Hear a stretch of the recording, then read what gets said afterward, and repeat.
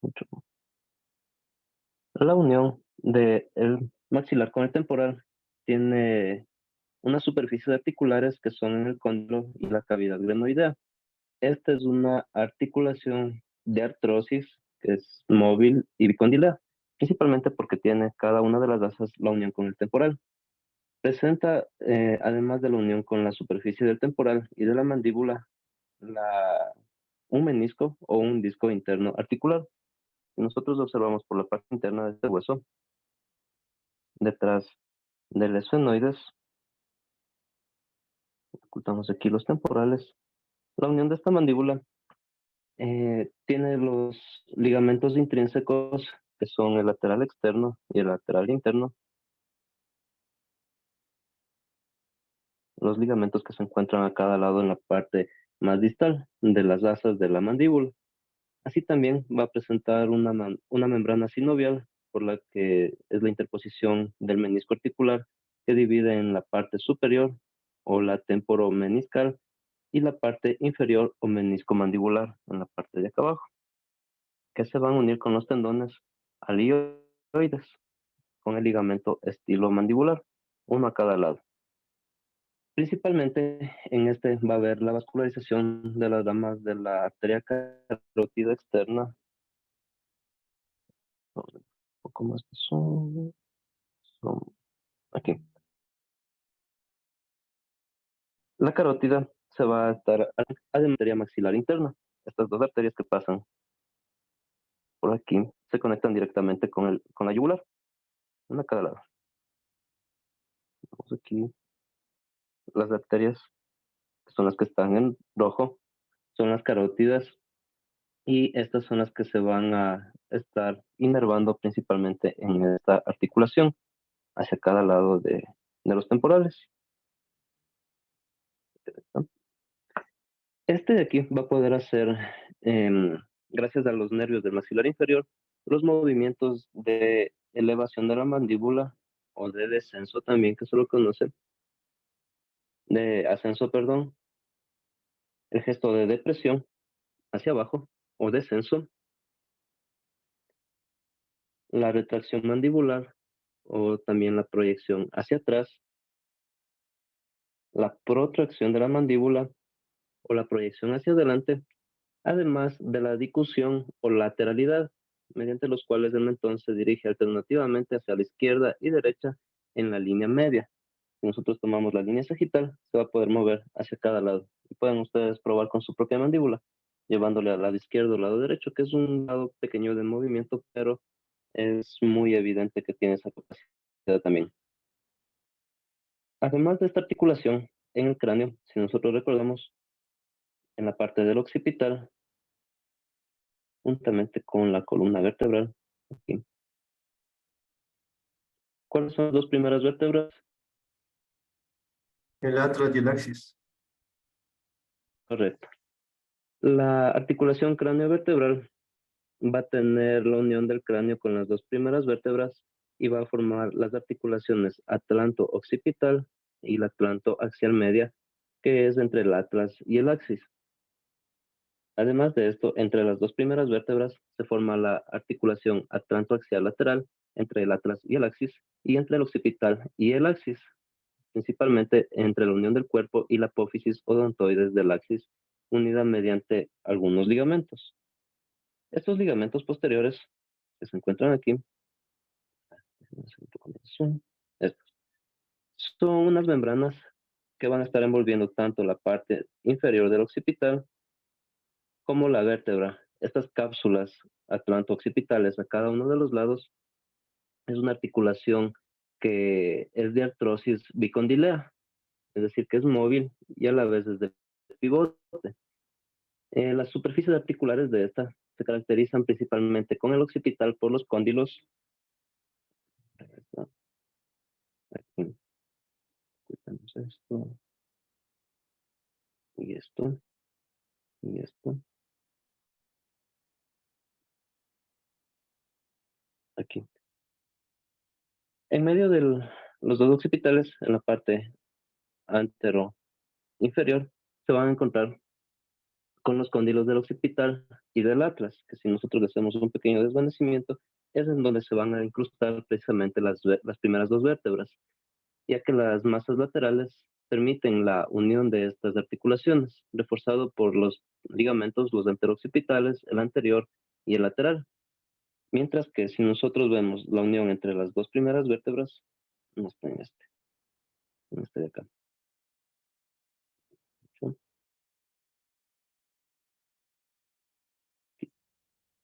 Ocultamos este y ocultamos este otro. La unión que se va a dar entre las dos primeras vértebras para formar la atlantoaxial medial permite que la apófisis odontoides del axis y del atlas tengan la acción de pivote, tengan la capacidad de que en esta cápsula atlantoaxial de cada uno de los lados y de los ligamentos atlanto-oxaideo posterior y anterior, en la parte posterior, el ligamento transverso del atlas y la cara posterior de la apófisis odontoides tengan la acción de rotación o el movimiento de rotación, además de la inclinación lateral, que va a ser propiciada por los ligamentos alares, por los ligamentos que se encuentran en la parte interna de estas vértebras, en cada uno de los lados. Estos de aquí también se los denomina como ligamentos alares, porque se encuentran justamente al lado de cada uno de los orificios. Y estos de aquí permiten de que las superficies articulares en la cara inferior del atlas con la superior del axis formen la unión de las dos articulaciones, tanto la media y la lateral, así como la anterior con el occipital y el axis. Los medios de unión van a tener también la inclusión del ligamento cruciforme del atlas, que se encuentra en la parte posterior, en esta línea, y también mediante el ligamento apical y los ligamentos alares de estas dos vértebras.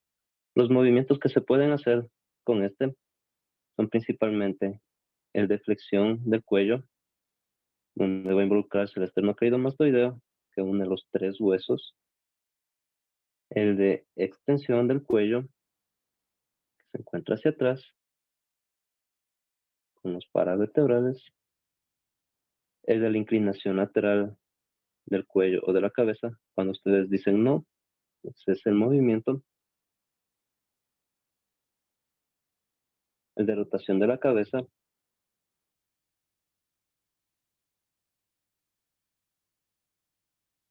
y la rotación contralateral, cuando la cabeza regresa hacia la línea sagital. Estas dos articulaciones son las más fáciles de estudiar en este sistema, puesto que son las únicas que se presentan. Y además de esto, hay que diferenciar de que si bien las dos primeras vértebras pertenecen a la columna cervical, hay otras articulaciones dentro de la columna vertebral que tienen otra característica a partir de la segunda cervical. En la columna cervical, las vértebras van a estar unidas por medio de los cuerpos vertebrales, las apófisis articulares y los ligamentos entre las láminas y las apófisis espinosas. Principalmente, este ligamento supraespinoso y el ligamento nucal son dos que se van a dividir tanto en la curvatura superior de las cervicales como en la curvatura de las dorsales, hasta llegar al punto de las lumbares. Estos ligamentos, eh, tanto el vertebral posterior como el vertebral anterior, en la región de la cervical, las torácicas, las lumbares, permite que los discos intervertebrales constituidos por el anillo fibroso y el núcleo pulposo tengan la unión y que faciliten los movimientos de las láminas. Entre las apófisis articulares de cada una de estas vértebras se va a encontrar una articulación de tipo artrodia, formada por la cápsula y la membrana sinovial que va reforzada hacia atrás por los ligamentos en las apófisis.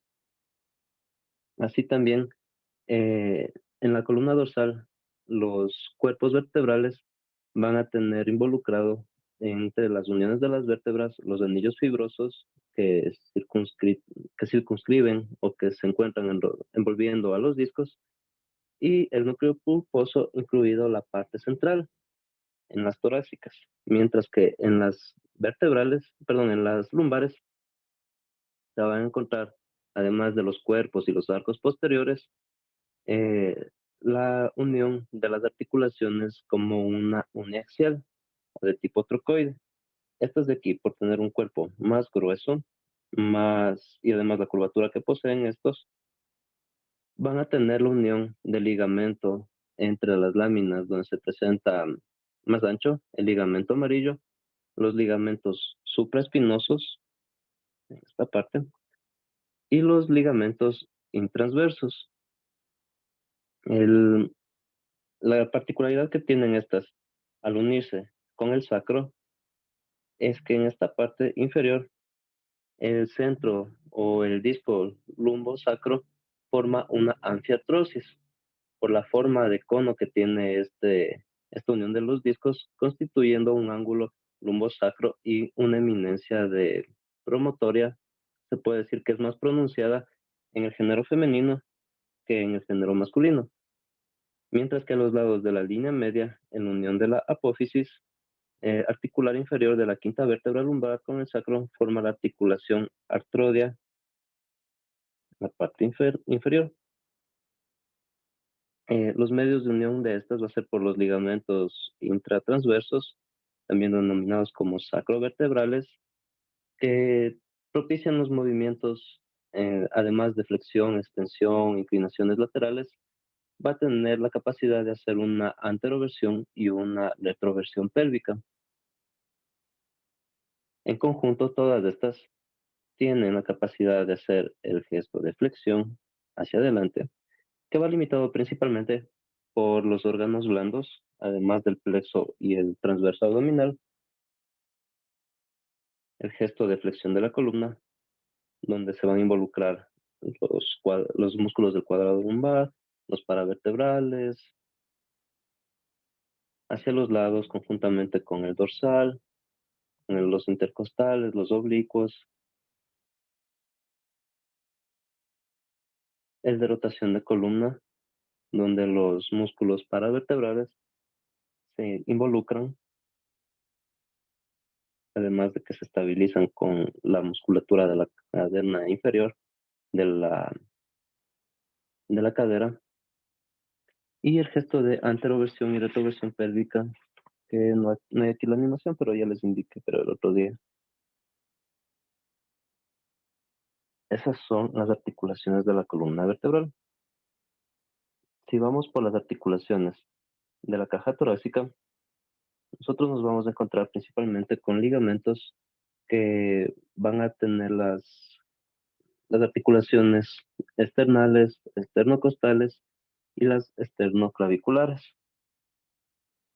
Las articulaciones de las costillas se unen por detrás con la columna dorsal y por delante con los cartílagos costales, formando las costovertebrales, las articulaciones que unen las costillas con las vértebras.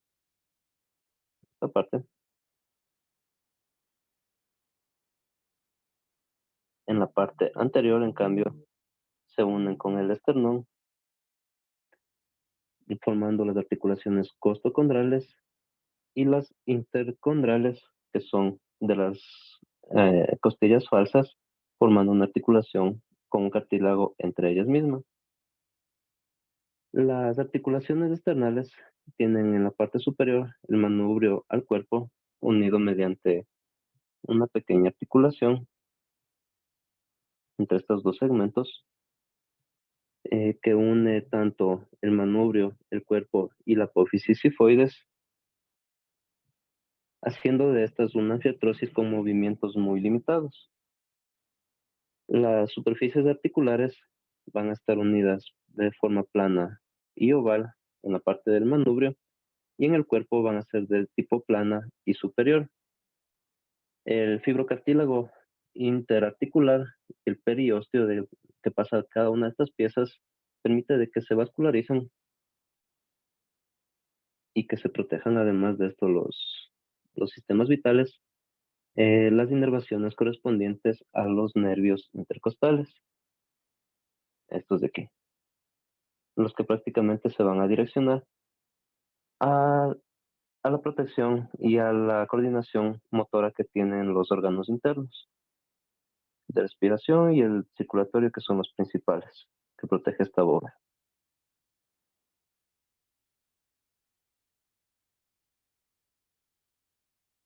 La caja torácica tiene dos movimientos que permiten el desplazamiento o el avance del esternón, principalmente en la aspiración y en la exhalación, cuando se hace el gesto, pero no hay aquí la animación, déjenme buscar,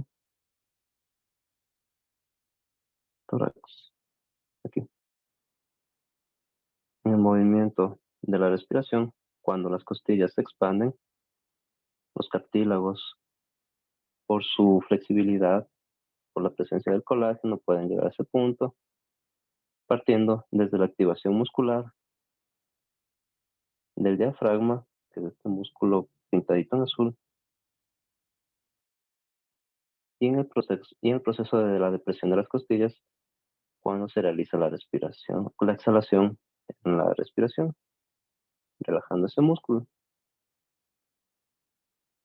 Así como se presentan estas articulaciones entre las costillas y el esternón, en la parte superior del manubrio, también se va a encontrar la articulación del manubrio con las clavículas, formando la articulación esternoclavicular, que es la unión principal de estos huesos, caracterizada por una articulación ósea entre el miembro superior y el esqueleto axial, haciendo de esta una diartrosis con encaje recíproco, ya que presenta un mecanismo intraarticular, tanto en la parte superior como en la parte inferior de las clavículas. Vamos por acá otra vez. Aquí, en la escápula, esta articulación de aquí, del ligamento esternoclavicular, permite el movimiento de elevación y de retracción de de esta caja torácica. Y además de esto, cuando nosotros ya estudiamos a las articulaciones del miembro superior en la del hombro, además de esta articulación, nos encontramos con las articulaciones propias del hombro, empezando por la acromio clavicular. Esta viene dada por la unión de la articulación de la clavícula con el acromión de la escápula, haciendo de esta una articulación actrodia, la cual presenta una cápsula articular muy gruesa, que es esta de aquí, la bolsa subacromial, y sirve principalmente como una membrana sinovial que refuerza en su parte exterior los ligamentos que van a permitir la unión del ligamento acromioclavicular, que se encuentra aquí, el ligamento coracomeral, en la parte interna el ligamento capsular, los ligamentos del trapezoide, del conoideo, además de que esta membrana va a comunicar con la bolsa supraacromial y la membrana sinovial del hombro. Por esta de aquí van a principalmente vascularizar y presentarse los músculos del deltoides, pero no me parecen esos.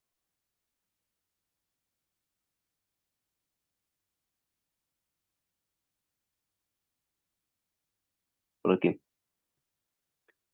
En este de aquí, la vascularización de las arterias proceden desde la línea axilar y de la subclavia.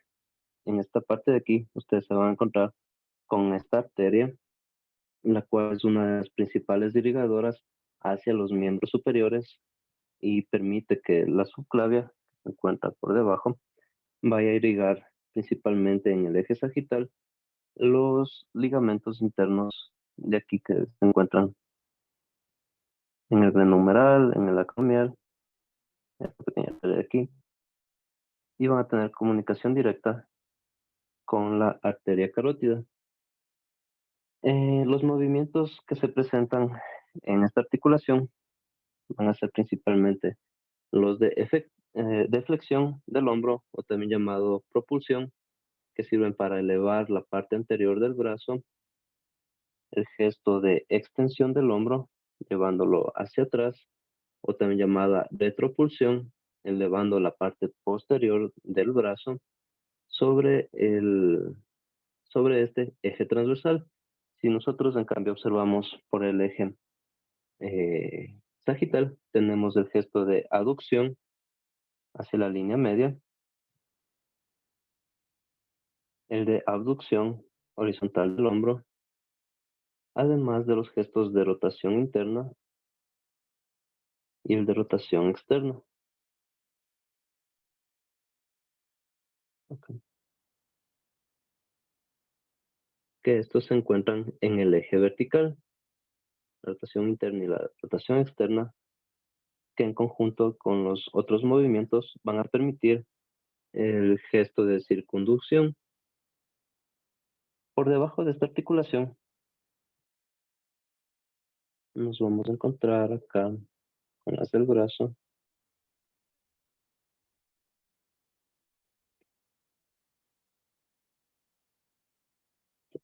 Quiero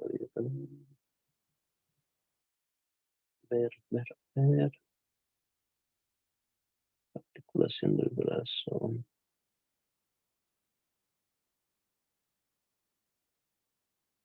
¿No? Acá. En la articulación del codo vamos a tener la unión entre la parte del brazo y el antebrazo constituida por la articulación húmero-antebraquial en la parte del húmero y la parte anterior del, del cúbito y la radio cubicular que se da entre el radio y el cúbito en la parte superior. La articulación del codo o la húmero antebraquial es la unión entre los extremos del radio y del cúbito, donde se presenta una diartrosis de forma troclea, y esta de aquí principalmente se forma por las articulaciones húmero cubital y húmero radial. Si nosotros vemos detrás de la cápsula articular, la forma que tienen estos dos huesos van a estar unidos mediante el ligamento lateral o colateral radial, que, que está dividido en tres fascículos, en el anterior, en el medio y en el posterior. Estos fascículos además tienen la inclusión del ligamento lateral externo o el ligamento anular del radio y generalmente el ligamento de Cooper, el que se encuentra en la parte más interna o en la línea axial.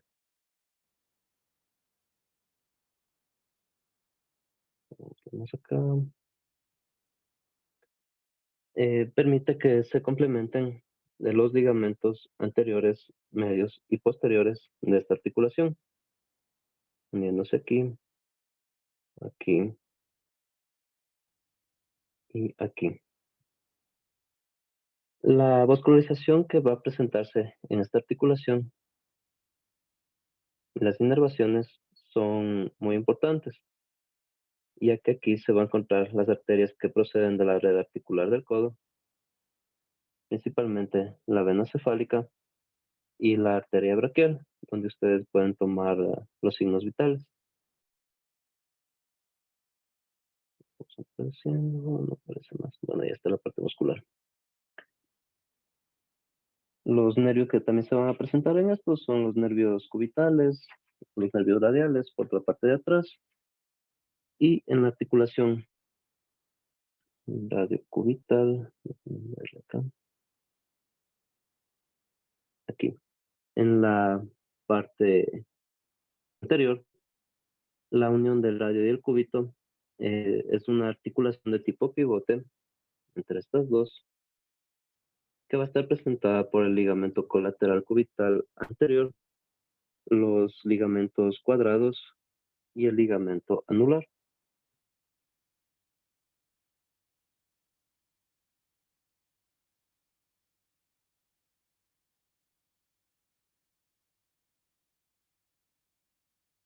Aquí la forma en que estos se van a estar involucrando eh, permiten que la membrana sinovial se comunique comunica con el codo por medio del fondo del saco interno o del saco anular, Licenciado, no se le supervisando entiende. las bacterias que proceden de las recurrentes radiales anteriores de la recurrente radial posterior.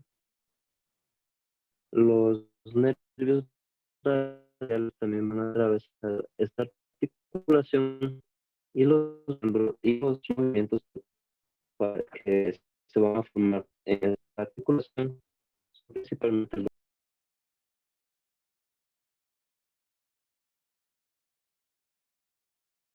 Ya se fue.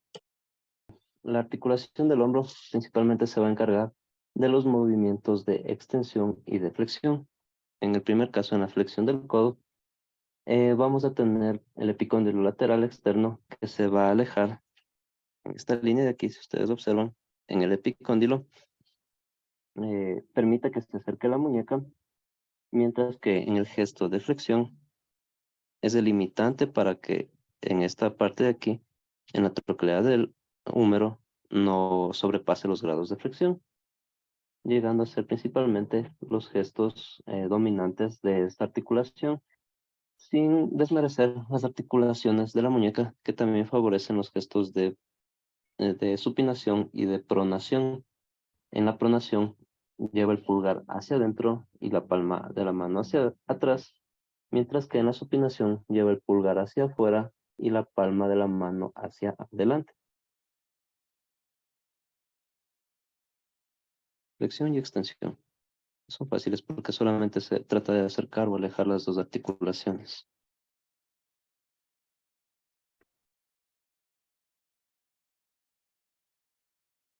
Por aquí las del brazo, las de la muñeca no.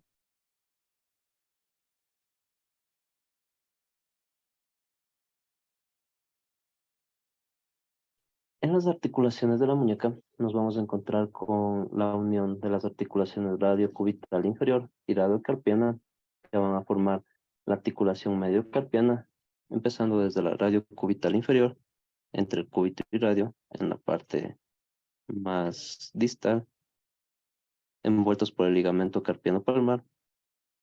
Se van a encontrar aquí las uniones mediante los ligamentos interior óseos, también denominados como ligamentos triangulares, el ligamento radiocubital palmar,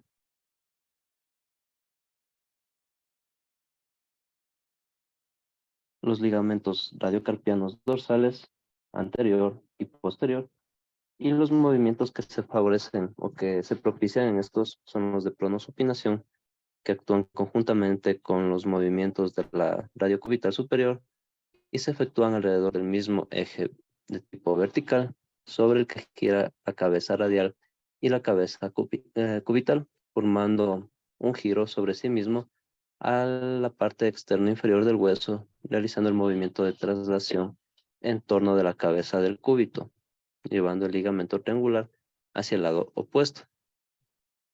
En la parte siguiente de estas de aquí, nos vamos a encontrar con la articulación radiocarpiana, que es este de aquí. Y esta es la articulación que une la parte del antebrazo a la primera fila del carpo. Es una articulación de tipo condilea que desempeña la función de puente anatómico entre el brazo y la mano y es la más compleja de todas las articulaciones que se presentan en el cuerpo humano. Principalmente en esta vamos a encontrar la cápsula común de las articulaciones radiocarpianas y radiocubitales inferiores y los ligamentos laterales externo e interno van a dividir los fascículos. Uno anterior que se fija en el hueso del pisiforme y del escafoides. Y en la parte posterior se unen los ligamentos radiocarpianos que forman dos fascículos.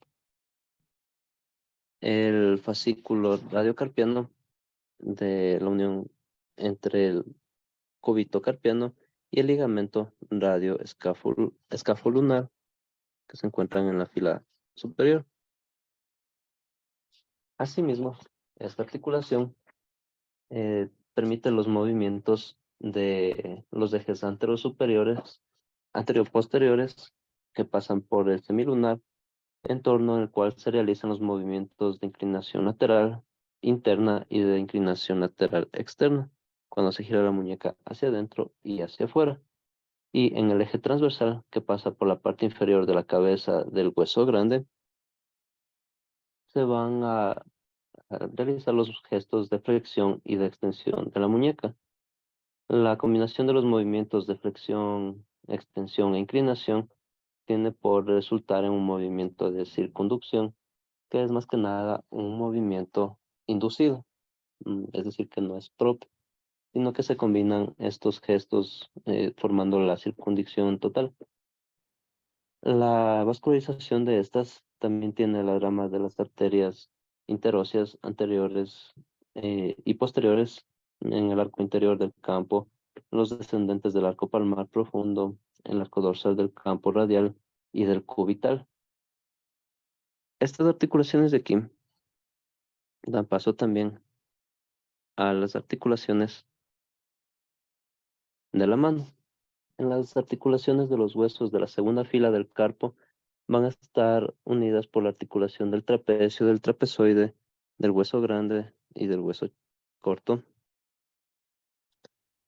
mediante los ligamentos internos carpometacarpianos del palmar.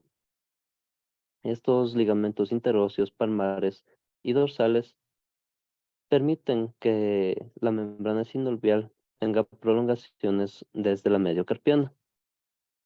Esta articulación mediocarpiana, seguida de esta segunda fila, son las uniones de de las articulaciones de la fila proximal y distal de los huesos del carpo, formada por la sección externa de tipo artroidea e interna condilea entre los metacarpianos y los del trapecio, el trapezoide, el hueso grande y el ganchoso. Los movimientos que participan o que van a permitir estas articulaciones son tanto de flexión, extensión, aducción con una muy escasa amplitud y la abducción que va a ser muy limitada entre estos huesos internos de la palma de la mano. La articulación carpo-metacarpiana del pulgar es la unión entre el primer metacarpiano y el trapecio y principalmente es una articulación multiaxial o también conocida como silla de montar. Esta va a tener la unión de la superficie articular del trapecio en la cara cóncava convexa de la cara inferior y con el metacarpiano la carilla va a estar configurada de manera inversa en el extremo superior. En esta articulación permite que los ligamentos formen una cápsula y además de que los ligamentos carpo-metacarpianos palmares se diferencien del pulgar de los otros cuatro ligamentos internos de los metacarpos. En este caso, nosotros vamos a tener los movimientos de la cabeza del metacarpiano poniendo el gesto de abducción y de aducción, y mientras que el otro movimiento que pasa por el trapecio, permitiendo la flexión y la extensión del pulgar. La combinación de la aducción y la flexión brinda el movimiento de oposición del pulgar con respecto a los otros dedos, es decir, cuando se toman entre la punta de estos o cuando van a sujetar un lápiz o una pluma, se realiza el mismo gesto. Las articulaciones metacarpianas de los cuatro dedos son las articulaciones distales del carpo y los metacarpianos según el tipo de las artrodias. Estas de aquí permiten que los ligamentos palmares, dorsales e interóseos se involucren, además de que van a facilitar el paso de estas aponeurosis y la inervación de los nervios flexoextensores de la mano que van a permitir la flexión y la extensión de los dedos. Si bien en esta parte las articulaciones que se involucran como una ligera inclinación lateral van a ser los ligamentos del origen del metacarpiano y del sesamoideo. También permite el movimiento de flexión y de una ligera o una muy limitada extensión de la posición de una falange como prolongación del metacarpiano. Las articulaciones metacarpofalángicas de los cuatro dedos que vienen posterior, en la parte anterior y en la parte posterior,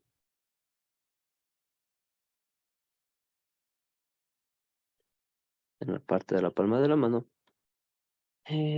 presentan, además de esa, las articulaciones interfalángicas, que en conjunto van a dar los movimientos de flexión, extensión a nivel de los dedos, la flexión y la extensión de la segunda falange sobre la primera, de la tercera falange sobre la segunda, y la extensión de la tercera y la segunda articulación, o de la segunda y tercera carpiana, donde que la lateralidad y rotación de estos va a ser poca o muy limitada. Sin embargo, se le incluye dentro de los movimientos de flexión y de extensión de la mano.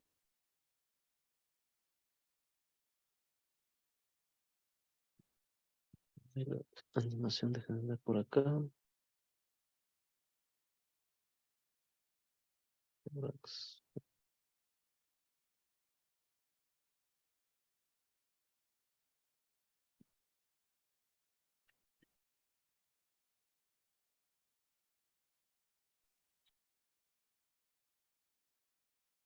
A ver, desde los de la muñeca. La articulación que permite la flexión de la muñeca y también la extensión de la muñeca son las articulaciones radiocarpianas, la que se encuentra en la fila superior y en el gesto de flexión de muñeca, los que se encuentran en la fila anterior. Todos estos limitados por la aponeurosis palmar y también por los músculos flexores y extensores de la muñeca y de la mano propios del antebrazo.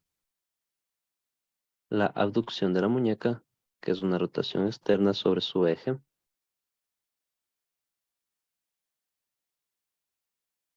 Y la aducción de la muñeca hacia la parte sagital de este cuerpo.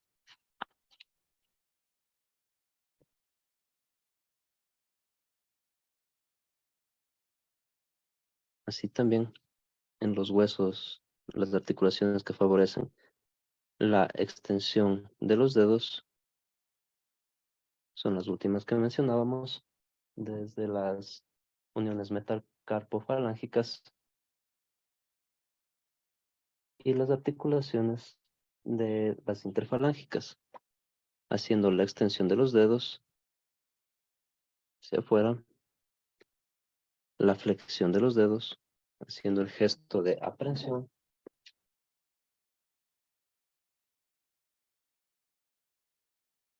la flexión del pulgar, que tiene su propio metacarpiano involucrado, haciendo el gesto de oposición, la extensión del pulgar asimismo, y aquí la oposición de los dedos de la mano.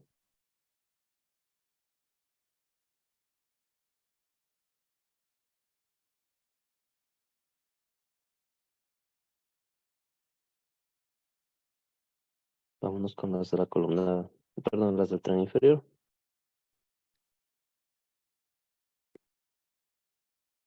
Aquí.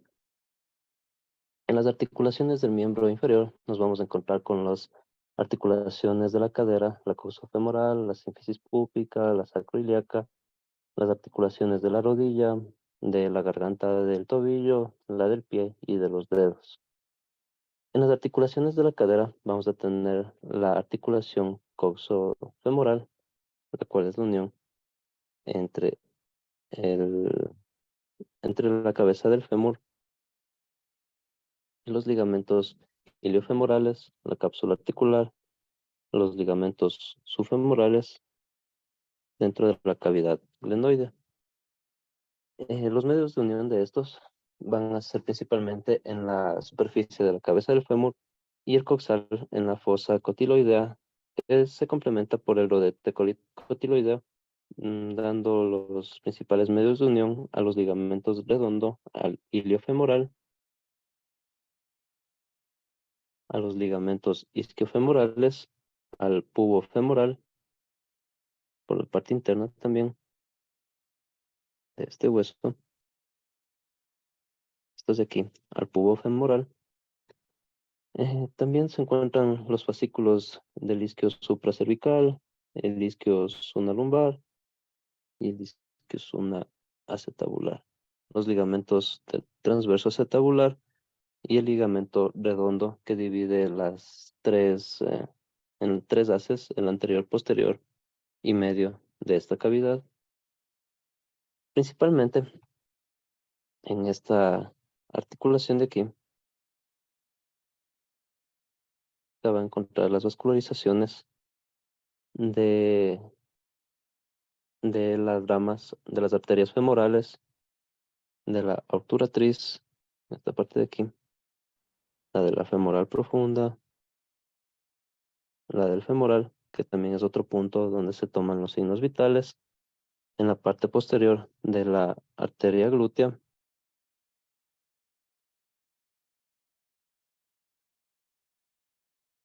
las isquioiáticas y las circunflejas anterior y posterior de la anastromosa, que se encuentran en la parte más profunda.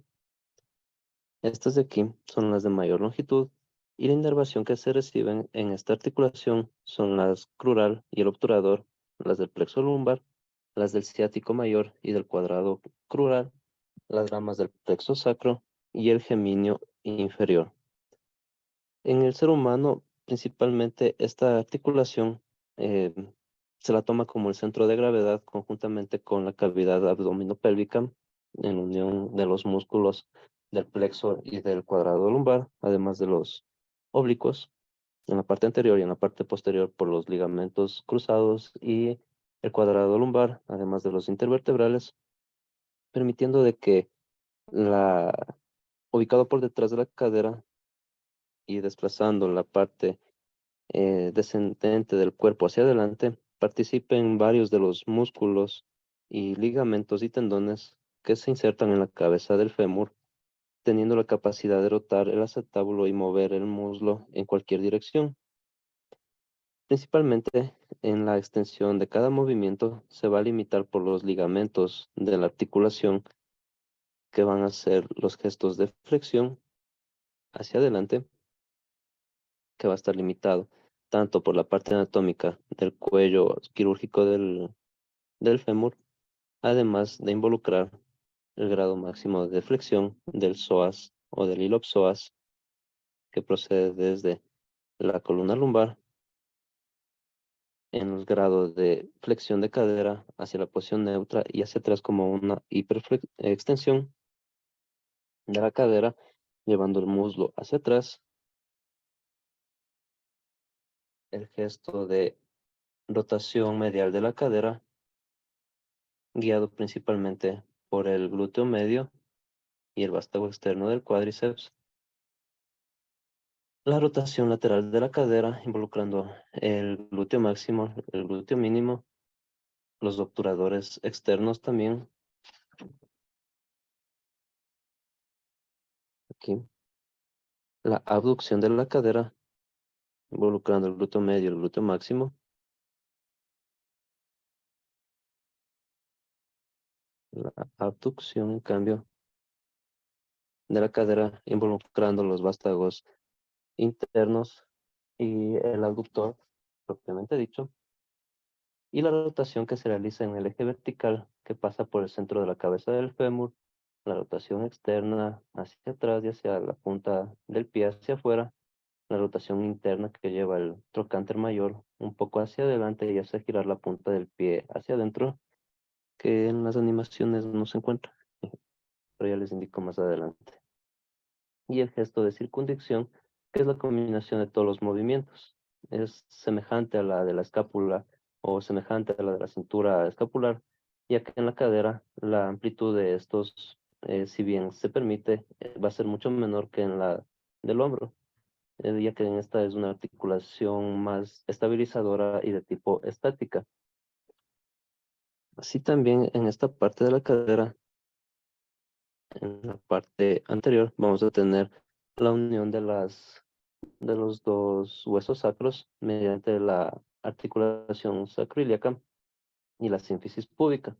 La sínfisis púbica es la unión de los dos pubis entre sí, formando una anfiartrosis de muy poca movilidad, por lo que no presenta una membrana sinovial, sino más bien esta de aquí va a tener el ligamento interóseo eh, púbico superior, el cual les permite tener una carilla elíptica en la cara interna de cada uno de estos. Y los ligamentos dominantes permiten que, asimismo, sea similar a los discos intervertebrales. Va a tener un limitado movimiento que interviene con las articulaciones de la pelvis, principalmente cuando se da el proceso de parto y de formación del feto para que las cavidades de la bóveda abdominopélvica puedan tener su espacio y que se desarrolle ahí el, la fecundación de un feto. Por la parte de la sacroiliaca, vamos a tener la unión entre el ilion y el isquion con una articulación fibrosa entre estos dos huesos y cada uno se supone a la unión de la columna vertebral mediante los tendones, perdón, mediante los ligamentos sacroiliacos vertebrales, los interóseos y los interdorsales, la parte más profunda. Así también, los movimientos de esta articulación sacroiliaca se realizan alrededor del eje transversal, produciendo movimientos en báscula, los cuales permiten principalmente que la base y las vértebras del sacro se desplacen en sentido opuesto. Hacia adelante va a tener el gesto de nutación o de retroversión, no, perdón, anteroversión, y en la parte posterior o hacia atrás va a tener el gesto de contranutación, que es el gesto de anteroversión pélvica. Estas articulaciones de la cadera son las principales estabilizadoras del eje o del centro de gravedad y seguidas de esta nos vamos a encontrar con las articulaciones de la rodilla. En estas articulaciones de la rodilla se presentan principalmente y se complementan la ferorotularia, que es de tipo troclea, y y la femotibial, que es de tipo bicondilea. Se complementan principalmente por dos meniscos articulares que van a encontrarse desde la parte anterior hacia el eje posterior. Cortemos esto de aquí, estas dos de aquí, los meniscos mediales, los meniscos laterales y el ligamento cruzado anterior. Estas de aquí permiten que tanto los meniscos interarticulares o fibrocartilaginosos, también llamados semilunares, formen una especie de letra C o de forma de la letra O que unen los bordes laterales de la rótula por medio de los ligamentos menisco-rotularios que se fijan sobre las cavidades glenoideas. Por aquí va a pasar el ligamento rotulario, el colateral peroneo, el colateral tibial, los que se encuentran aquí, principalmente para fijar la rótula en la parte anterior. Los ligamentos cruzados, en cambio, los ligamentos externo e interno vienen por la parte posterior, así como el ligamento popliteo, las cápsulas de aquí también.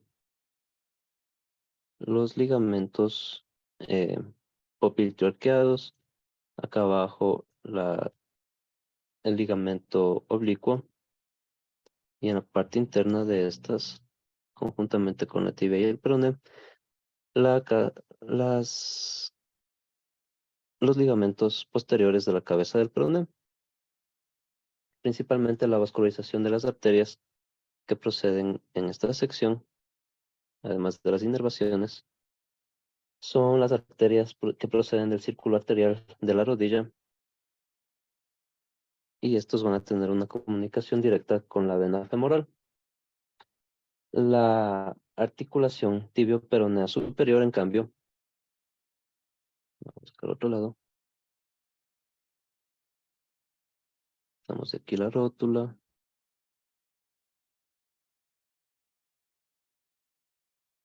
Estamos estos.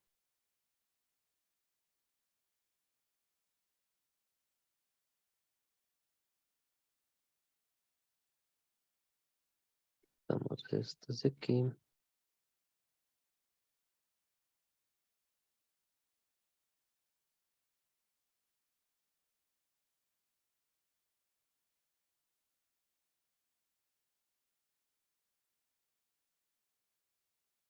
Los ligamentos cruzados, quitamos todo esto, todo esto.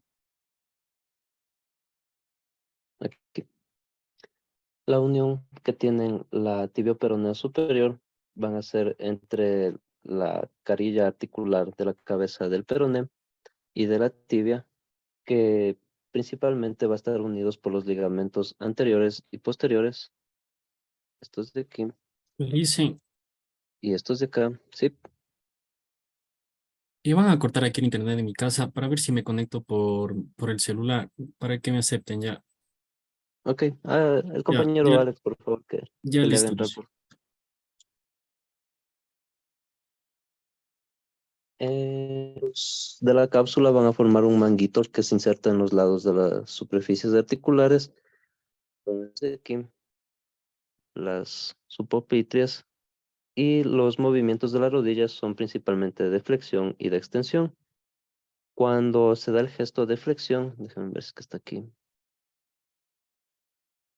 No. Acá, vamos a los del miembro inferior. Aquí. Empecemos con el de extensión. Los cóndilos femorales giran de atrás hacia adelante en esta parte. Ustedes pueden observar que es semejante a la del húmero, llegando a un punto máximo donde se bloquea o donde se limita el movimiento por los ligamentos cruzados con la rótula y la cabeza del húmero, de la tibia y del peroné. Y la extensión de la pierna va acompañada de una rotación externa de la tibia y la punta del pie que gira hacia afuera. Mediante el gesto de flexión, en cambio, los cóndilos femorales giran de adelante a atrás y la flexión de la pierna va acompañada de una rotación interna de la tibia y la punta del pie gira hacia adentro y el fémur en rotación interna y la rotación de la rótula de forma descendente. En esta parte, si ustedes observan la rótula, va a estar descendiendo y limitada por los ligamentos anteriores, el paterofemoral y los ligamentos cruzados anterolaterales.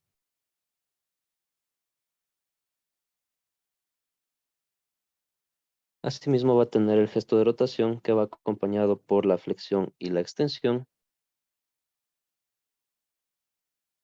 y la inclinación lateral que solo se realiza en la semiflexión de la rodilla.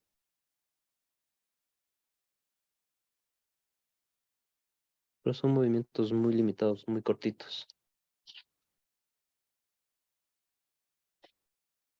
Si nosotros descendemos un poco más en esta articulación,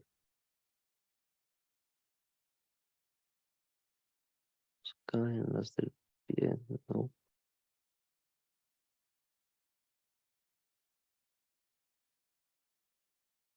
Los del tren inferior, vamos por acá.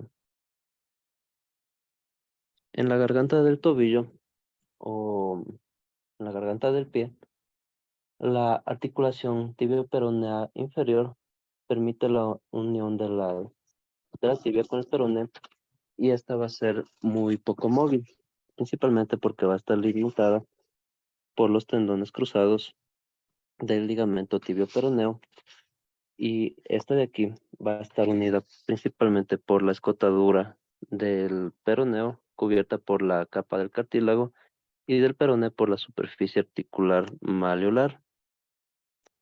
Entre estos dos huesos, si bien son limitados, la membrana interósea y el ligamento tibio peroneo anterior y los ligamentos talofibular, los ligamentos anteriores también y los posteriores del peroneo superior, estos de aquí, permiten que tenga un ligero movimiento que se limita por la separación de los malleolos durante el movimiento de flexión y de extensión de la articulación tibio-terciana, ya que la articulación tibio-terciana es la unión de la tibia y del peroné, también llamada una tibio-peronea astragalánea, que es una trocloartrosis, es decir, que esta de aquí va a tener los gestos semejantes a los de silla de montar y las superficies articulares de la tibia y el peroné van a formar las extremidades de los huesos unidos con los ligamentos de circulación tibio-peronea inferior. Van a formar una pinza ósea donde encaja la tróclea astragaliana en la parte inferior. Y por el astrálago, la tróclea va a formar las caras superior y laterales del cuerpo de esta articulación, donde que las superficies van a estar revestidas por una capa de cartílago articular. Este cartílago de aquí. La unión de estos en la parte anterior va a ser por el peroneo blastáneo, por la parte medial por el peroneo calcáneo, en la parte posterior. En cambio, entre estos de aquí, los retináculos flexores, la parte del ligamento lateral interno, con los planos profundos y superficiales, en la parte interna de aquí, y los ligamentos anteriores y posteriores de esta articulación. La inervación del nervio tibial anterior y del nervio safeno externo van a estar presentes en esta articulación de aquí y principalmente los movimientos que se van a realizar en estas son los de flexión dorsal y de flexión plantar. Cuando se realizan los gestos de andar o de caminar, estos son los principales involucrados y son sinérgicos entre sí. Veamos si es que hay una de eso. Aquí está. El gesto de dorsiflexión, elevando desde la parte del astrálago y el calcáneo entre el ligamento peroneo. El de flexión plantar, por otro lado, donde que se involucra el ligamento peroneo astragalino posterior, en la parte de aquí, y el famoso tendón de Aquiles, haciendo este gesto de flexión plantar, que es llevar el tobillo hacia la parte inferior. En las articulaciones del pie y de los dedos, no sé si es que está por aquí, la versión, este gesto también. Los dos gestos de versión o de rotación externa del pie se van a facilitar por esta unión del astrálago con la tibia y el peroné, y de la rotación y de la inversión del pie o rotación interna, llevándola hacia la línea sagital, que es semejante a la abducción y a la aducción. Estos movimientos se facilitan principalmente por las articulaciones astragalocalcáneas que se encuentran en la parte interna del tobillo, entre el astrálago y el calcáneo, unidos por los ligamentos calcáneo naviculares, el ligamento astragalocalcáneo posterior, externo y lateral de cada uno de estos de aquí. Y los movimientos, si bien son limitados, permiten el gesto de deslizamiento lateral del calcáneo debajo del astrálago fijo, como una abducción y una aducción del pie.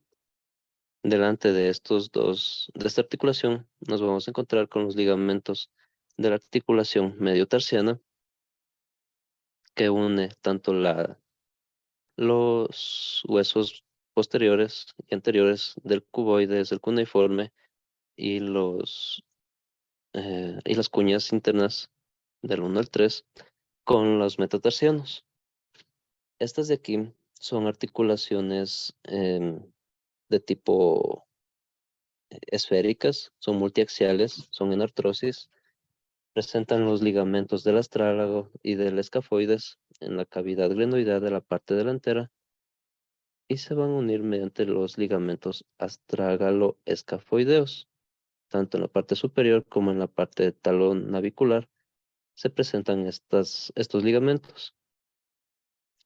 Si nosotros avanzamos un poco más, los medios de unión de estos facilitan que la articulación mediotarsiana se unan entre sí los tarsos mediante los ligamentos cuboideos, en la parte de aquí, o tarso-metatarsianos, y la unión entre estos huesos principalmente solamente va a realizar leves movimientos de deslizamiento cuando se realiza el apoyo de la planta o de la bóveda del pie.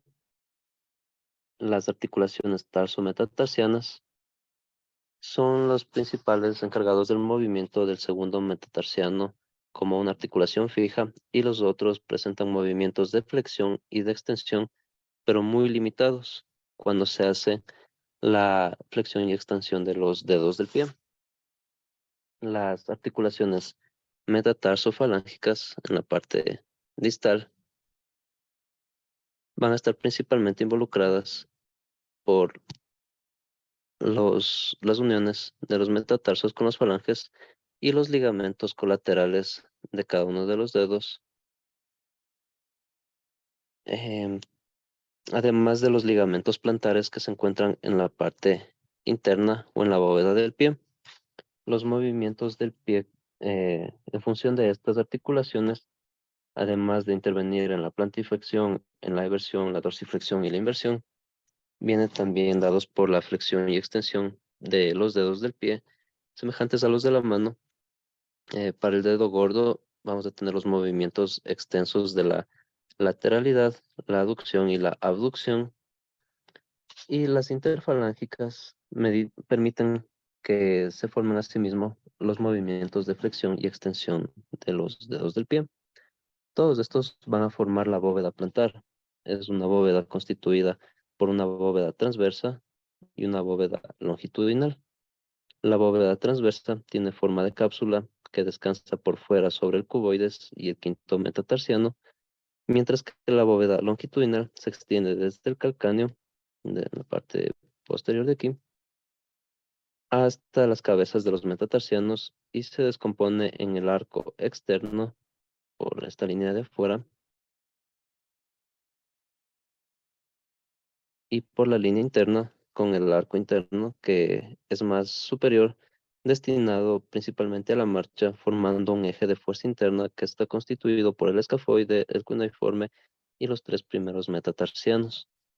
Esta bóveda plantar es la principal palanca o el principal punto de apoyo del sistema muscular que articula la parte del pie, como tal, la bóveda del pie, el tobillo, la rodilla y la cadera. Son las tres articulaciones principales que van a tener el gesto de flexión y extensión, siendo esta bóveda el estabilizador de todo el tren inferior prácticamente.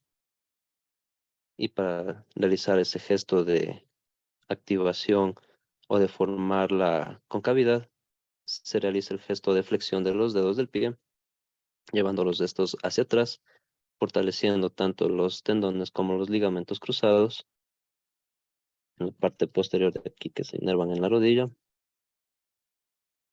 Y en el caso de la extensión de los dedos del pie, llevando la bóveda transversa al punto máximo de contracción en un salto, en una caída, en un pivote, este de aquí va a ser estabilizado por los ligamentos anteriores de la rodilla, perdón, del tobillo, en la unión de la tibia y el peroné, y a su vez conectados por los músculos del tibial con la rodilla y los músculos del cuádriceps, del vástago largo, el medial, el aductor, siendo estos los estabilizadores en la parte de adelante. Eso en cuanto al sistema articular. ¿Fácil o difícil el sistema articular? ¿Cómo le ven ustedes? Difícil. Difícil de enseñar de esta forma porque son bastantes y es que no se tiene un conocimiento previo, por ejemplo, de pues, hidráulicos, como de carros o de camiones o de tractores. Sí se hace un poco complicado explicar la física de estos, pero ustedes principalmente no lo analizan. Ustedes son de enfermería, me parece. Más se estudia eso en la biomecánica con los de terapia física, que ellos sí tienen una base física para analizar los movimientos y los gestos de cada una de estas articulaciones. Con ellos de ahí se diferencia lo que es un esguince de una fractura, porque se pasa una dislocación o cómo tratar este tipo de esguinces. Pero más que nada les sirve a ustedes por conocimiento, que sepan cuáles son las articulaciones principales y los gestos que se pueden realizar. Ahorita eh, estamos un poco atrasados con ustedes, creo. Necesitamos ver un poco del sistema muscular, que va a ir principalmente indicado por este conjunto de sistemas, el óseo y el articular. Más allá de estudiarle de forma individual al sistema muscular, nosotros vamos a buscarle o a identificar por la parte del sistema muscular esquelético, ya que el sistema muscular también se encuentra en el aparato circulatorio y en el digestivo, formando otro tipo de fibras que son principalmente músculos lisos y cardíacos que tienen otro tipo de acción predominante por el sistema nervioso autónomo, es decir, por el bulbo raquídeo que nosotros no podemos controlar, ni las pulsaciones, ni los movimientos periplásticos, ni nada de eso. El sistema muscular es uno de los especializados en la contracción, ya que responde a una excitación o a un estímulo nervioso, que es la capacidad principal de disminuir su longitud o de estar íntimamente asociado con el tejido fibrilar y la matriz extracelular. El tejido eh, musculoesquelético va a estar principalmente formado por una sarcolema, un sarcoplasma, el retículo sarcoplasmático y algunos tipos de fibra que nosotros vamos a estudiar principalmente por la inserción, empezando por la parte más distal, que es la unión entre el hueso y el músculo gracias a un tendón. Recuerden eso, para que un músculo se fije a un hueso necesita un tendón y los ligamentos, en cambio, son propios de las articulaciones. Es algo muy distinto. En cada uno de estos, nosotros nos vamos a encontrar con un epimicio.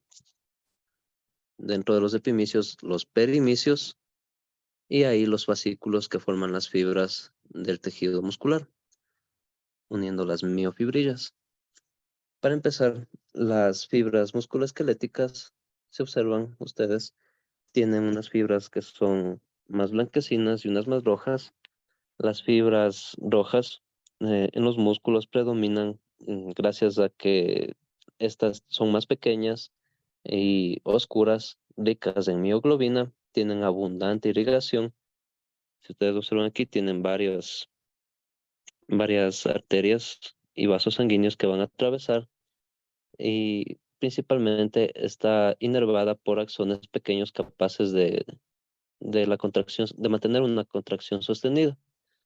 Por otro lado, las fibras blancas, su diámetro es menor que las fibras rojas y estas poseen menor cantidad de sarcosomas y un riego sanguíneo menos abundante, ya que están inervadas principalmente por axones grandes, donde que se van a encontrar las inervaciones nerviosas para que se realice la contracción muscular. En el caso de la citología de estos, nosotros nos vamos a encontrar con las sarcomelas. Vamos por acá, fibrillas, reticulado endoplasmático. La sarcolema, que es la membrana que recubre cada fibra muscular de tipo estriado, que vista desde un punto psicológico es un complejo de plasma, tiene miofibrillas, tiene colágeno y estas van a envolver a las fibras de cada una de las fibras musculares.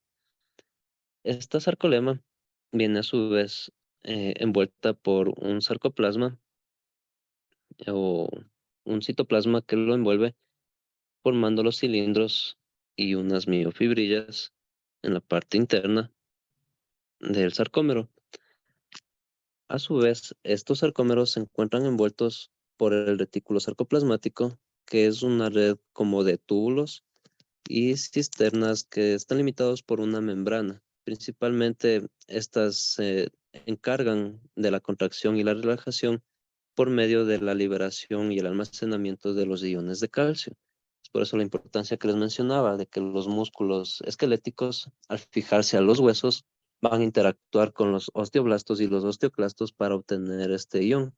Principalmente dentro del metabolismo, las bombas de calcio y potasio, las de sodio y potasio, las de magnesio y las de zinc, son las que predominan el accionar muscular, donde que el agente contráctil o el que permite la acción catabólica de contracción es el calcio, es el agente catalizador de estas acciones.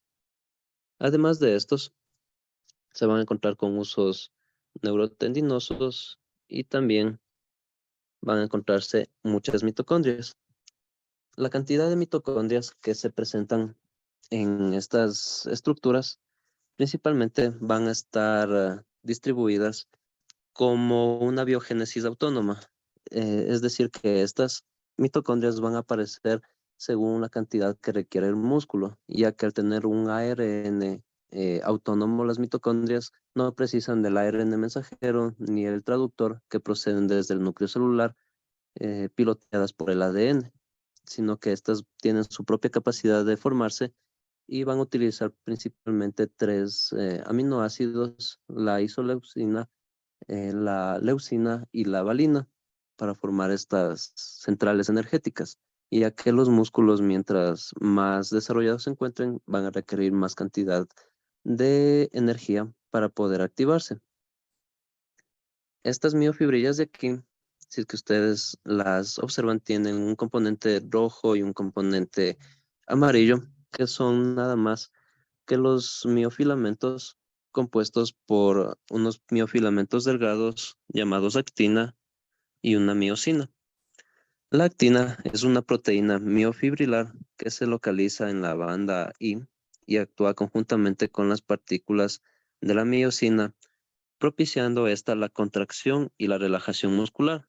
Esta de aquí, la actina, es la que le envía la señal a la miosina para que pueda contraerse, y al revés, la miosina, por el compuesto principal de la proteína de la contracción, se combina para que el músculo esquelético, gracias a la troponina, que es un complejo de proteínas globulares que ustedes observan ahí como esos circulitos que están afuera, fijen los iones de calcio.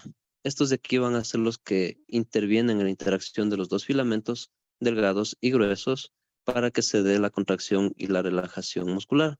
Mientras el uno, la actina, le envía la señal para que se contraiga, la miosina le libera el calcio para que tenga la capacidad contráctil y a su vez regula esta cantidad de calcio para que vuelva a relajarse y regrese a su estado normal mediante la troponina. Asimismo, estos miofilamentos van a tener una división de bandas que se observan mejor aquí. En la parte más distal, en las partes externas, ustedes van a encontrarse con las bandas Z, que son estas coloraciones o estas terminaciones em, limitadas por las bandas H, que son intermedias, estas bandas rojitas de aquí que están en la mitad. Las bandas A y las bandas I son las secuencias que tienen entre dos filas o entre dos bandas Z, y las bandas I, las uniones entre las dos bandas H, que son las uniones entre esas. Los componentes de la sarcómera o del sarcómero principalmente son estas bandas que nos indican que los elementos tubulares van a estar distribuidos entre las uniones de estas fibras. Si ustedes observan aquí al retículo endoplasmático, perdón, sarcoplasmático, va a tener cada uno una sección de microtúbulos muy delimitada entre ellos. Son visibles y aquí los que van a estar formando un complejo o una triada se los denomina como el túbulo transverso o túbulo T, el cual forma el complejo de la triada entre la unión de la cisterna terminal de las fibras A y de las fibras I, o de los segmentos A y de los segmentos I, para que aquí se irriguen las ramas musculares de las arterias vecinas y de las arterias principales formando el hilo neurovascular. En esta parte es donde que los nervios adjuntan o unen un punto motor del músculo. En cada una de estas, las uniones de las terminaciones neurotendinosas y las fibras autónomas dan paso a los vasos sanguíneos y a los nervios que funcionalmente van a estar formando las unidades motoras. Cada una de estas va a tener una fibra nerviosa y las fibras musculares que inervan son necesariamente las que necesitan los movimientos fijos. Por ejemplo, los músculos oculares, las fibras que pueden proceder del nervio auditivo, las fibras musculares laterales del palatino, de los pómulos que se encajan ahí también, van a tener esta referencia para que tengan una inervación muscular en estos segmentos T o en los túbulos transversos. Todo este conjunto de miofibrillas y de los elementos tubulares de la sarcómera van por los endomicios. Estos endomicios son unas vainas que recubren los espacios existentes entre cada fibra muscular dentro de los fascículos. Los fascículos son la unión de las fibras musculares y estas van a estar envueltas por el perimicio, que es una vaina de tejido conectivo más fuerte que rodea cada fascículo.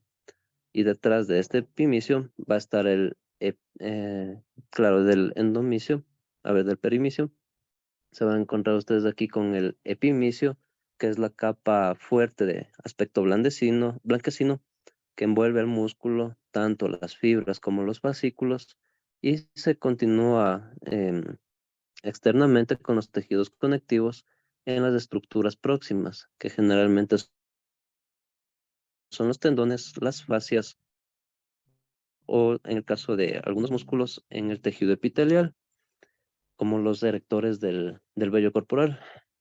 Estas fibras van a estar envueltas, recuerden, por el epimicio.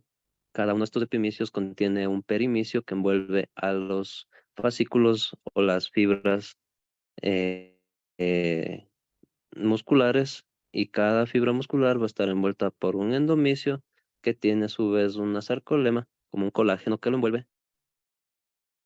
Y aquí ya tienen las estructuras de las miofibrillas.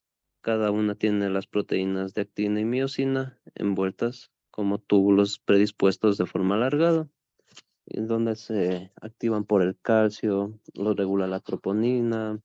Son estructuras chéveres que se las estudia principalmente en la microanatomía o en la histología. Nosotros vamos a indicar a estos principalmente como aquellos que van a estar formando o envolviendo al sistema esquelético. El sistema esquelético va a estar formado por la estructura estriada que tiene múltiples núcleos.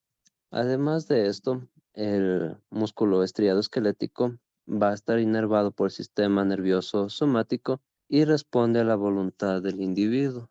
Los músculos que se encuentran aquí inervados van a partir desde la envoltura del sistema nervioso periférico, propiciados por la columna vertebral en todas sus terminaciones nerviosas, y también se los puede clasificar a estos músculos según la acción como flexores, extensores, aductores, los esfínteres, también por la dirección que siguen las fibras. Algunos de estos van a ser transversos, otros pueden ser cuadrados, detrás de este. Aquí pueden ser trapezoidales, romboides, Pueden ser también músculos rectos como el del cuadrado abdominal. Tienen distintas formas las fibras, la dirección que vayan a tener estos. Por la localización, pueden ser de tipo articular, braquial, pueden ser tibiales, pueden ser em, articulares, va a depender de dónde se encuentran ubicados. Por la forma, pueden ser músculos anchos como los del abdomen, pueden ser orbiculares como los de los labios, pueden ser más cortos, más largos, pueden ser romboides, peniformes, van a depender mucho de la forma que tengan estos. Por la cabeza pueden tener dos cabezas como en el bíceps, pueden tener tres cabezas, cuatro. Por la topografía pueden ser superficiales como el pectoral, pueden ser profundos como los del esternocleidomastoideo. Van a depender. La relación igual que estos vayan a poseer tiene que ver con con el gesto que realizan. En el caso de, no, estos son los de supinación. En el caso de la flexión del codo, el músculo agonista es el principal responsable de la acción motora, mientras que el sinergista son músculos que facilitan la acción motora, como en este caso el braquial anterior, este de aquí, que permite la flexión del antebrazo, y en el caso de los músculos antagonistas, en el caso de la flexión, serían los que se oponen al movimiento y permiten regular la actividad muscular, como en este caso la del tríceps, que es el antagonista de la flexión del codo. Además, hay otros que son de fijación o de estabilización para zonas que mantienen posiciones mientras actúan los músculos agonistas. Generalmente suelen ser los músculos de la cadera, el glúteo mayor, el glúteo medio, los músculos del recto abdominal, los de los paravertebrales, los isquiosurales. Dependiendo de estos, van a tener distintas clasificaciones.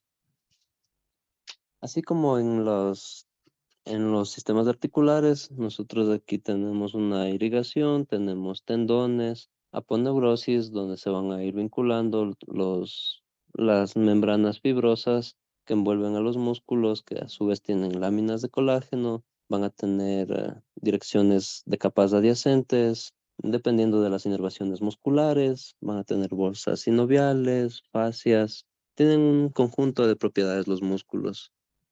Y principalmente estos músculos tienen la capacidad, cuatro propiedades principales que son la elasticidad, que es la capacidad de estirarse y comprimirse o de deformarse para volver a su forma original, como un resorte. A su vez tienen la capacidad o tienen la propiedad de excitabilidad, que es una propiedad común en todas las células, principalmente en estas musculares, como una respuesta del músculo a la contracción. Esta puede ser cuando un músculo recibe la orden directa o de forma indirecta cuando el músculo es estimulado por un nervio. A su vez, la contractilidad es la capacidad de contraerse o acortarse como consecuencia de un determinado estímulo, y la principal propiedad que poseen estos músculos es que se presentan en distintos estados de contracción y de relajación, o con una fase contraída y una fase extendida o alargada de estos músculos. Muchos de estos responden a reflejos voluntarios. Otra musculatura que es involuntaria, como la del corazón o la del intestino, tienen una actividad inconsciente, más que nada, guiadas por el sistema autónomo. Y más que nada, otros tienen la estimulación endógena del mismo músculo, dependiendo de el grado de reflejo que se tenga, además de tener contracciones isotónicas, concéntricas, isométricas, autosónicas, isocinéticas. Tienen distintos tipos de contracciones que van más indicados para los sistemas de palancas, y para la exploración muscular, como la palpación, la bimanual, la superficial. Son distintos tipos de exploraciones que también se relacionan con el sistema muscular, pero más que nada con el cardíaco y con el abdominal. Lo que compete con ustedes, revisar los músculos de la cabeza, de los miembros, y empezando por estos de aquí, con el músculo occipitofrontal, el cual, a ver, para empezar, los músculos de la cabeza o los músculos de expresión facial son pequeños, son pares y se encuentran uno a cada lado del cuerpo. Se dividen principalmente en los músculos suboccipitales, en los músculos faciales y masticadores, los músculos del globo ocular, los músculos de la lengua y los del paladar y las fauces. No necesito que se aprendan todos, sino que más bien la ubicación de estos y para qué sirven. Por ejemplo, aquí en los músculos suboccipitales, los que se encuentran en la parte baja o anterior al recto anterior menor de la cabeza, son pares pequeños, son cuadriláteros, pero aquí no aparecen. Vamos si es que salen aquí. No,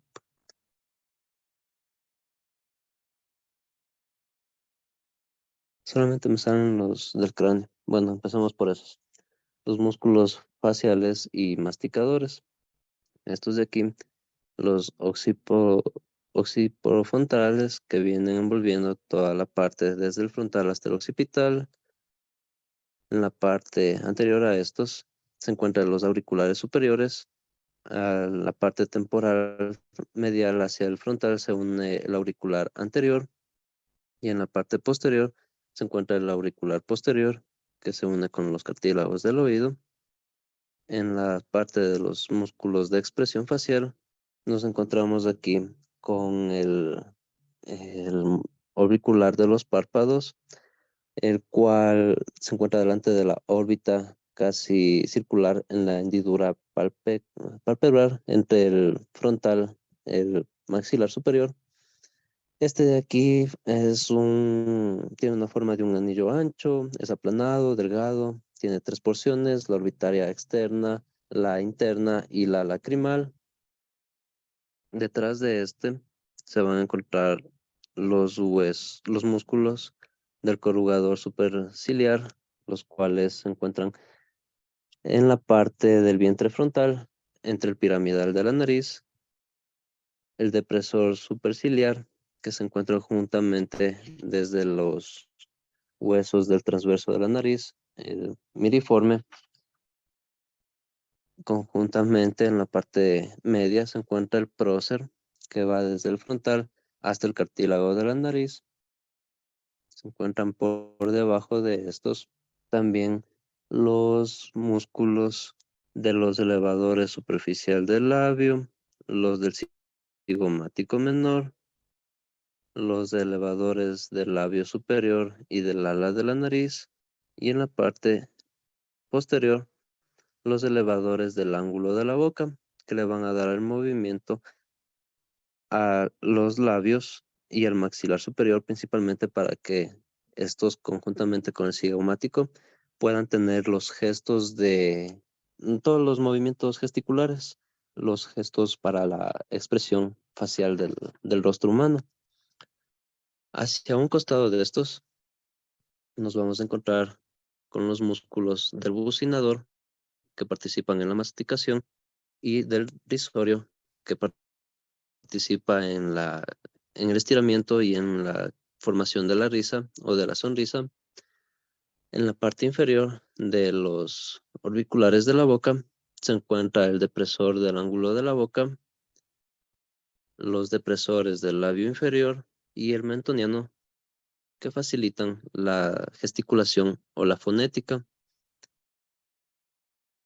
Unidos por debajo de estos se va a encontrar la plástima, que es un músculo externo, una lámina delgada, donde se va a involucrar en la parte anterior el esternocleidomastoide. Estos como huesos faciales como músculos faciales y de expresión. Los que no encuentro aquí son los músculos elevadores del párpado que se encuentran en la parte superior, los del recto del ojo, los del oblicuo menor, oblicuo mayor, que son los encargados del movimiento. No, si están, no están por detrás de este tampoco. Veamos por acá los del ojo.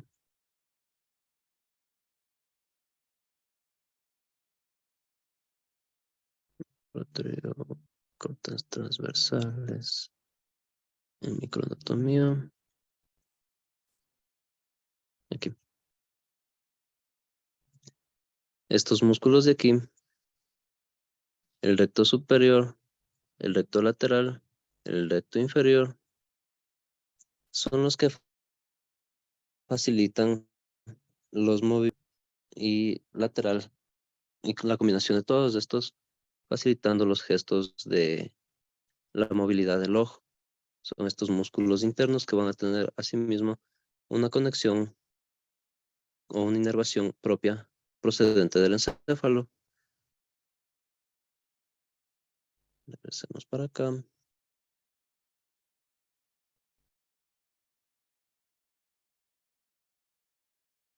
Músculos laringeos, los de flexión lateral. Empecemos por aquí, por los de flexión lateral. Ay, se me olvidaba. Aquí en la bóveda de la boca, además de la musculatura que viene del macetero, se va a involucrar el músculo temporal, el macetero profundo y por dentro el pterigoideo lateral, pero dentro del maxilar inferior. No me sale. También se encuentra la musculatura de la lengua que tiene longitudes transversas de las fibras musculares. Déjame ver si es que se encuentra por aquí la lengua. No. Hay las regiones, creo que en este. Si ustedes observan aquí, las fibras que tiene la lengua son de tipo transversa, vienen entrecruzadas entre sí y generalmente esta tiene la capacidad de aumentar o de disminuir el diámetro transversal de la lengua. Generalmente este se conecta con los músculos del paladar y de las fauces, con el peristafilio interno o el elevador del velo del paladar, con el tensor del paladar, pero no me salen las conexiones. Bueno, las fibras de aquí son fáciles y evidentes de identificar de forma transversa. Regresemos acá.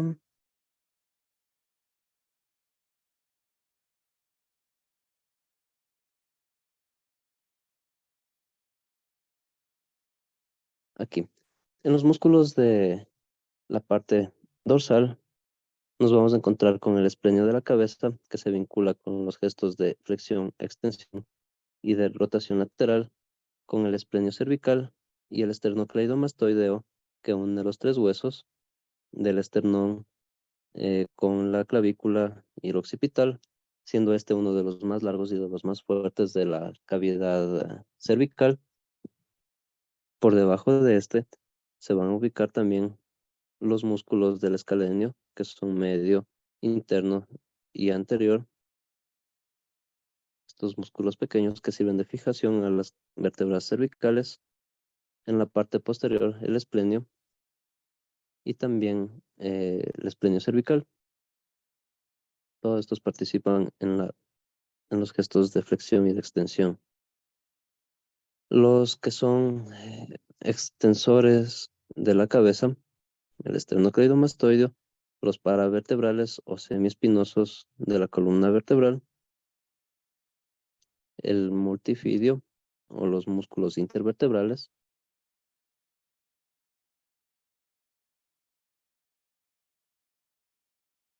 los de la extensión de la cabeza, donde se va a involucrar el trapecio, que este es un músculo par ancho de forma triangular, formado por fascículos cartilaginosos, donde que las fibras superiores vienen dispuestas a 45 grados inferiores, o sea, hacia abajo, y el otro a 45, y en la parte media inferior, con fibras igual direccionadas en 45 grados, pero anteriores o superiores. Este de aquí, además de vincularse con la flexión y extensión del cuello, también se va a vincular con la elevación y la aducción del hombro, o también la rotación interna y la rotación externa de las escápulas. En el gesto de llevar las escápulas hacia abajo y hacia atrás, es una retracción escapular.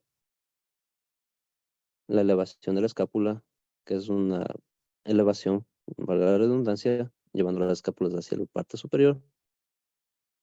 En la aducción de la escápula, llevándola como retracción hacia la parte posterior.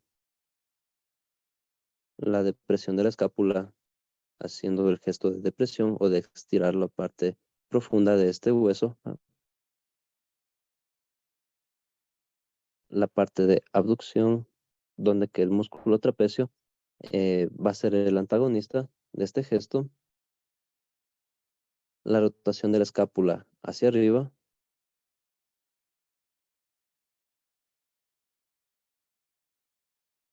La abducción, que también ya les indiqué. Me falta uno. Aquí. Como antagonista también de la protracción o la protracción escapular, llevando las escápulas hacia la línea sagital.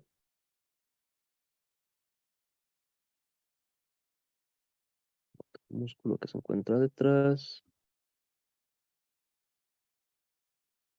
Aquí. Por debajo de los trapecios, nosotros nos vamos a encontrar, además de los esplenios, se encuentra el longísimo torácico, el cual se encarga de unir las vértebras torácicas con la columna sacra.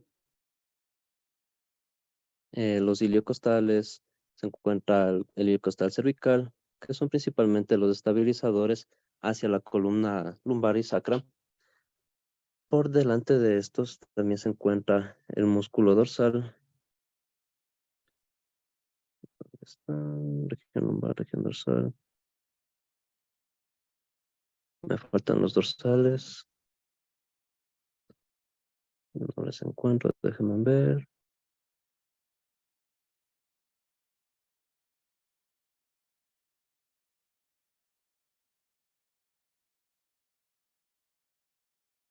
Vamos desde acá atrás. Si nosotros hacemos, si nosotros vemos la inserción de esta, del dorsal ancho, viene principalmente desde la parte posterior e inferior de la espalda, cubriendo principalmente la porción inferior del trapecio. Este de aquí con este de aquí se complementan. Y este tiende a ser mucho más ancho con un vértice supero externo. Se dirige hacia la parte anterior, medial de la línea axial del húmero, y este se encarga principalmente de la aducción y de la rotación del húmero. Cuando nosotros hacemos la extensión del hombro y la flexión del hombro, actúa como sinergista y como antagonista. Regresemos. Detrás de este músculo también, en esta parte de aquí, se van a encontrar en la parte superior de los hombros. Sí, creo que está separado acá también eso de aquí, déjenme ver. Sí, aquí en la del hombro. Aquí está, el dorsal. Se van a encontrar en la parte superior de estos con el infraespinoso y el supraespinoso, ambos músculos ubicados como estabilizadores en la escápula. Estos son músculos que participan también como estabilización en la elevación de los hombros. Hay un músculo elevador de los hombros que no está aquí. Ya les indico. Y en la parte posterior del hombro se encuentra la porción o la cabeza posterior del deltoides, que debajo de estos, del infraespinoso y del deltoides, se va a encontrar el músculo redondo, el redondo menor y el redondo mayor, los cuales son como estabilizadores de la unión del acromión conjuntamente con las del húmero y sirven para formar la estabilización de la caja torácica mediante la cintura escapular. Estos dos músculos, o el conjunto de estos músculos insertados desde la escápula hacia el húmero, permiten la estabilización de esta musculatura. A su vez, aquí no están los estabilizadores. No están aquí. Déjame regresar acá.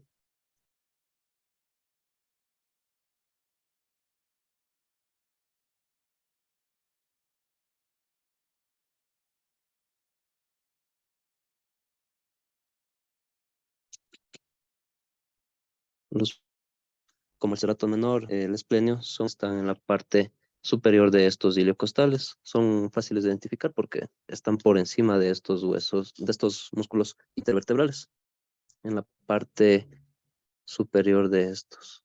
Pero no me aparecen por aquí. No, están delante de estos.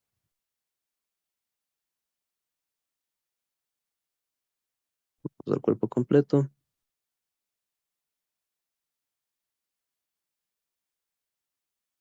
Parte del trapecio. Esternocleidomastoideo. La plástina. Los elevadores de la escápula. Se salió otra vez.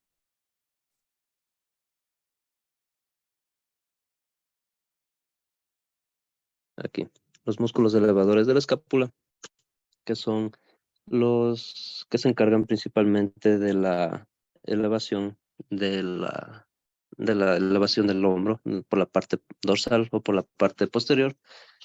Y en la parte inferior de estos o detrás del dorsal se van a encontrar con los músculos del, la, del cerato posterior inferior. Se encuentran también conjuntamente a estos los del cuadrado lumbar por detrás de esta musculatura, como los iliocostal lumbares y el longuísimo torácico, que forman parte de estos músculos estabilizadores. En la parte anterior del tórax, en cambio, partiendo desde el hombro, ¿dónde está? ¿Dónde está? Aquí. En la parte anterior del tórax se encuentran ustedes con el pectoral mayor, que forma parte de la cabeza esternocostal, con la parte del pectoral que une la cabeza con la clavícula o el pectoral mayor, y el pectoral menor, que es la cabeza abdominal, uniendo estas tres porciones, siendo este uno de los músculos más prolongados, encargados principalmente de la flexión, aducción y rotación medial del brazo.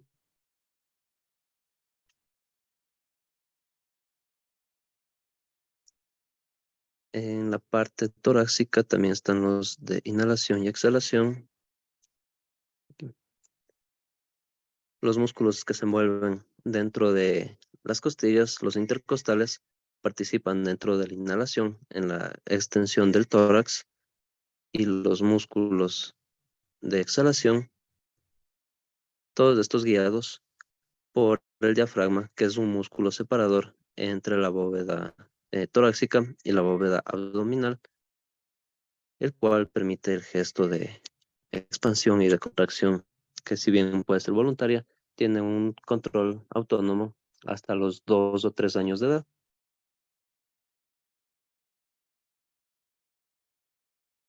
Si nos vamos por las musculaturas de los sistemas del sistema apendicular, nos vamos a encontrar en la parte anterior del brazo con el bíceps braquial, que tiene dos cabezas, la cabeza corta en la línea axial interna y la cabeza larga, que se encuentra en la línea axial media. Estos dos músculos son los involucrados en la flexión del codo, y por debajo de estos se encuentra el braquial o el bíceps braquial como estabilizador del codo, mientras que en la parte posterior se ubican las tres cabezas del tríceps, la cabeza larga en la línea axial medial interna, el tríceps braquial, que tiene la cabeza lateral en la línea axial media externa, y en la línea medial axial tiene la cabeza medial del tríceps, los cuales se encargan de la extensión del codo y son los antagonistas de los del bíceps. Además de esto, en la parte posterior y en la parte anterior se van a encontrar con el brachioradial, el cual se encarga de la pronación y supinación de la muñeca y del brazo.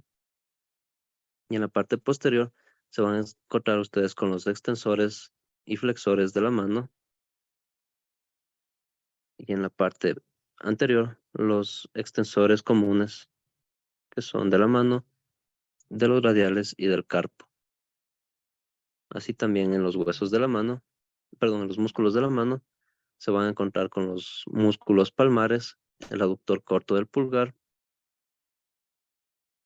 y en las partes de los metatarsos, los lumbricales, cada uno direccionado hacia los metatarsos, y separado de estos el abductor del pulgar.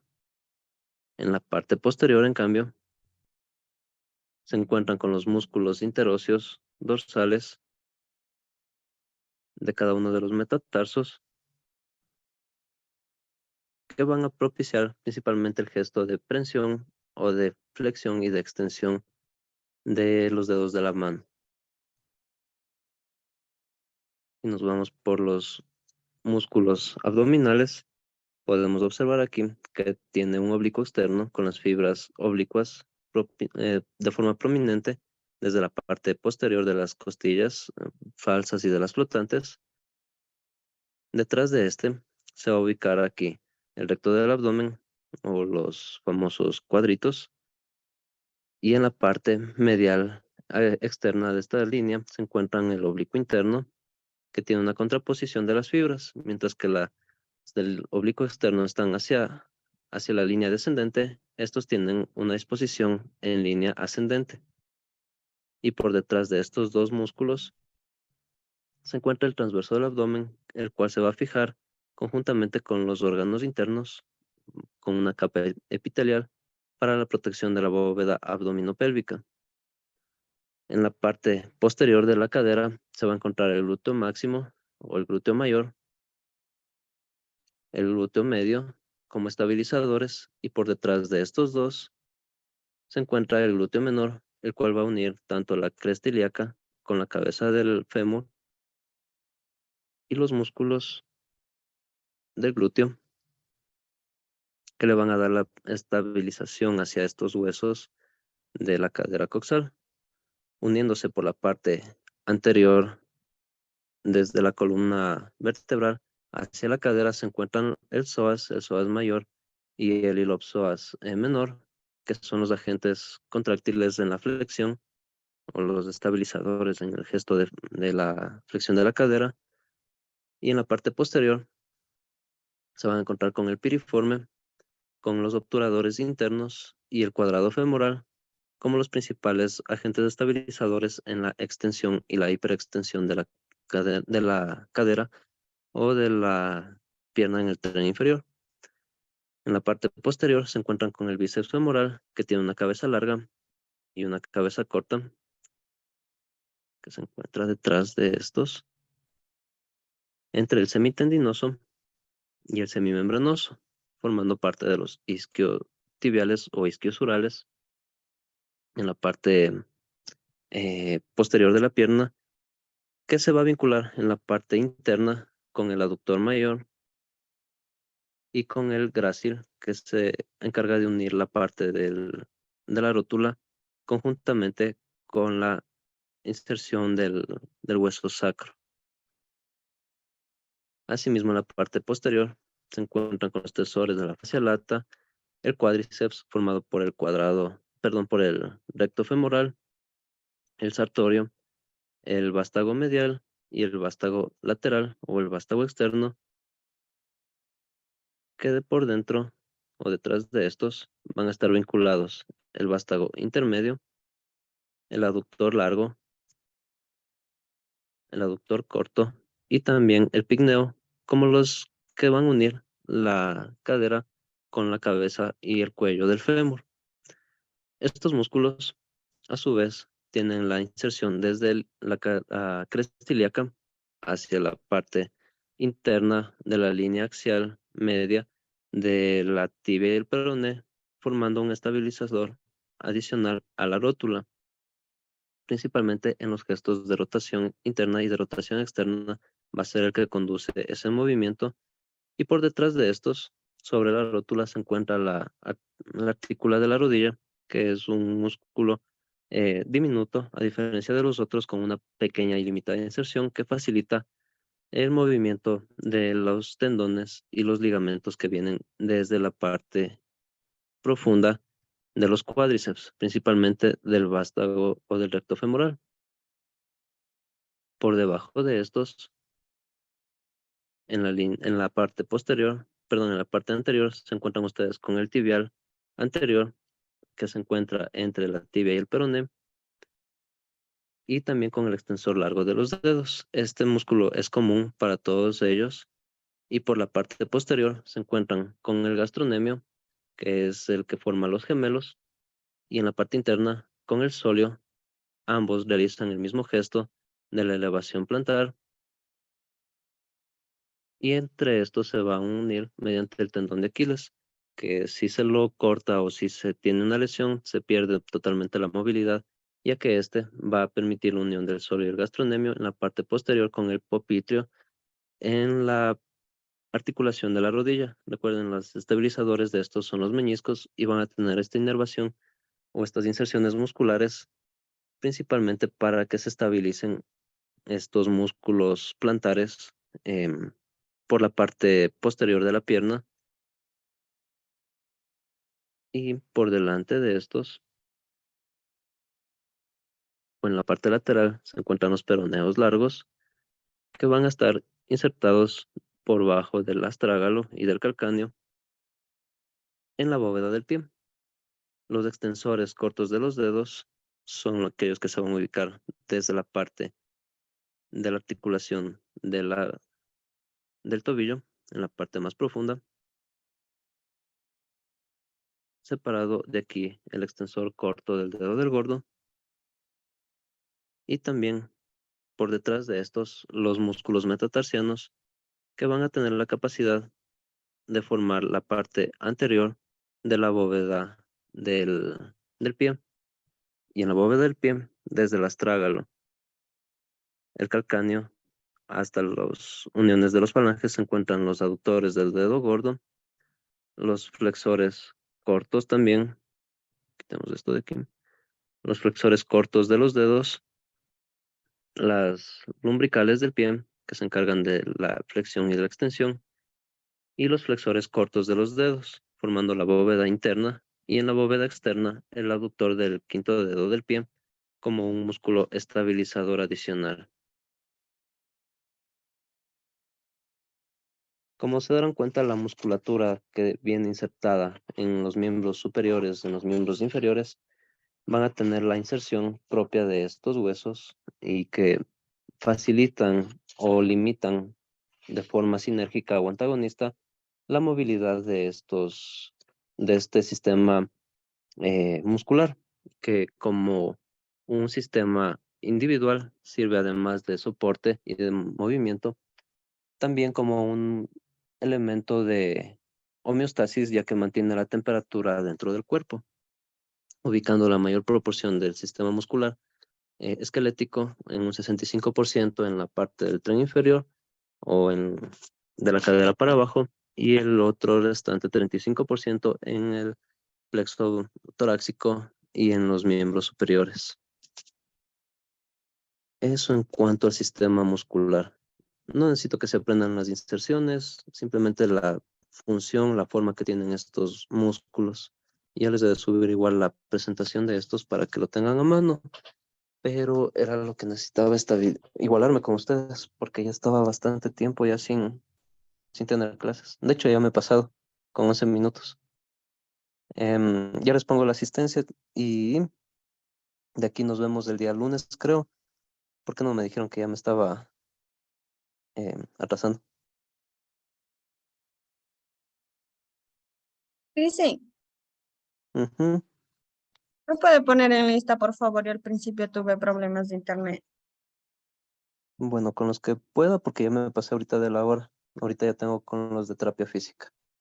El lunes hacemos un taller, vengan estudiando, vengan repasando, por favor. Y